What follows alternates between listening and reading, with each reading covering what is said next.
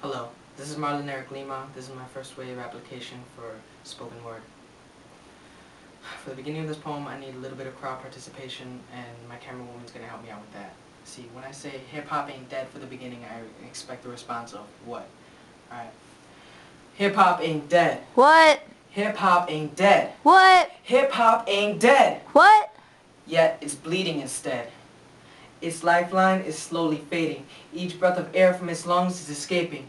Fluidly spoken verses turn into mere gasps because the foundation for true music is on the verge of collapse. And perhaps the culprit was aided by pop culture, left to pick at what remains of it like a vulture.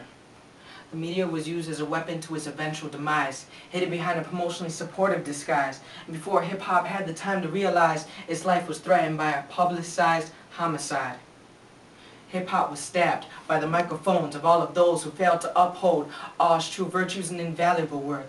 Their activity only made matters worse as they decided to use hip-hop selfishly, as they left it to struggle to survive almost helplessly. See, hip-hop was used for economic incentive. Each year produced more fools that became less inventive.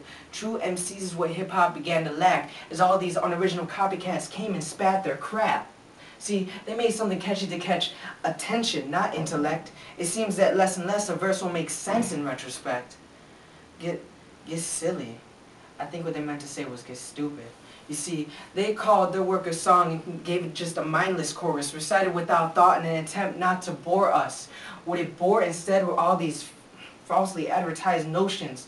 The media says to be cool as this kid's, now just go through the motions, embrace all these artificial get crunk type emotions. But wait, to whom goes all of these listeners' loyal devotion?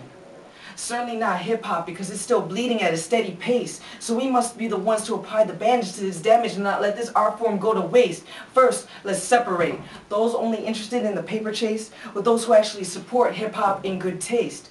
Step 1, ignore all the flashy self-validating bling, the cool effects of autotune for those who don't really sing. Keep an open mind for more complex rhymes within each line. Check the content of the work. Note the eloquence of the language in each verse. Because some say that there's no substitute for profanity like a curse, but I just think that's for those who aren't creative enough in their own words. Nonetheless, we must respect and help hip-hop when it hurts, because its wounds can't be treated by people beefing, dissing, and treating. Because then we just allow internal conflict lead to being self-defeating. Instead, through each element we heal its injuries.